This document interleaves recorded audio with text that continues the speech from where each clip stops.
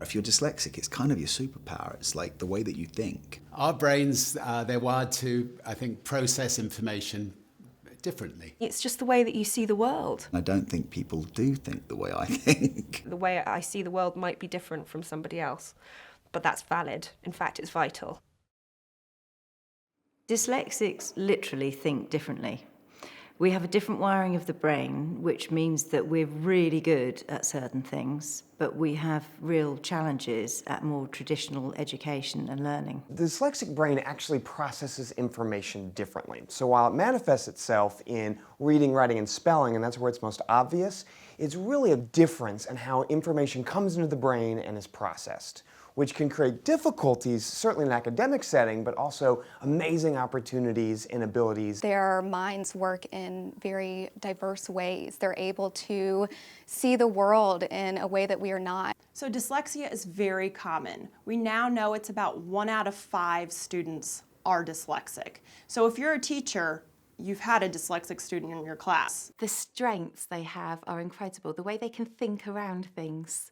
The ability to see the big picture. They are problem solvers, they are outside the box thinkers. Creative in the way that they can come up with solutions and ideas, but also in the way that they can invent new things. They are curious learners who are eager to explore. They have had to develop other alternative paths, so those elements of them often become then practiced, rehearsed, and better functioning. They tend to be innovators, they tend to be entrepreneurs. They're spirited, they're often really good with people. A lot of dyslexic learners tend to be daydreamers, but while they're sitting there, they're not paying attention or being disrespectful.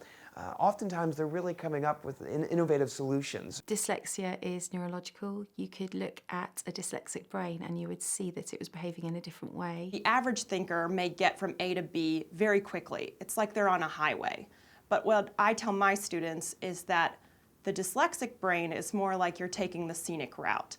And it may take them longer to get from A to B, but think of all the things they're going to see. We now know that dyslexia is definitely genetic. And if a parent struggled with reading, if a parent had a difficult time in school, there's at least a 50% chance that their child is going to struggle as well.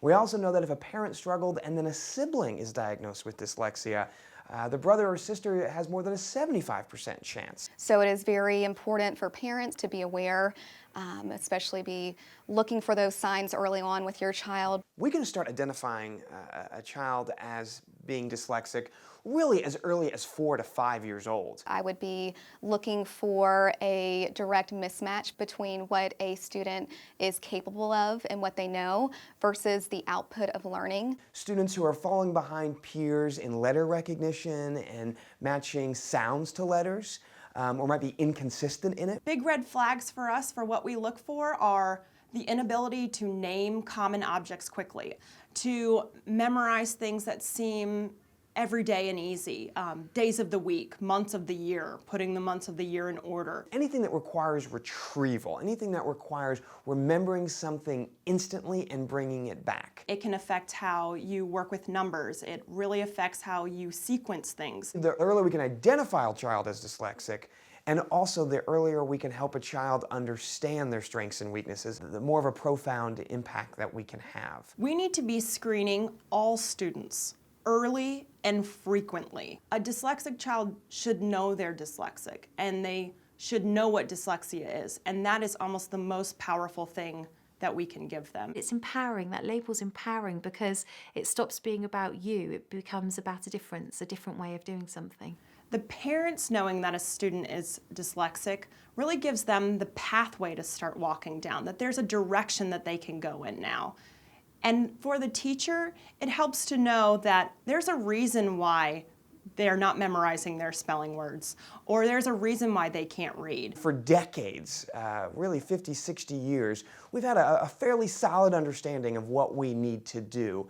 What a dyslexic learner needs at the end of the day is a strong phonics instruction that's grounded in a multisensory approach. And by multisensory, what we mean is that we want to engage all the different senses or the way in which the brain learns and processes information. Anything you need to do to support a dyslexic child is great teaching practice for all children. No one suffers when we build classrooms to support dyslexic learners. In fact, everyone is only made better because of it.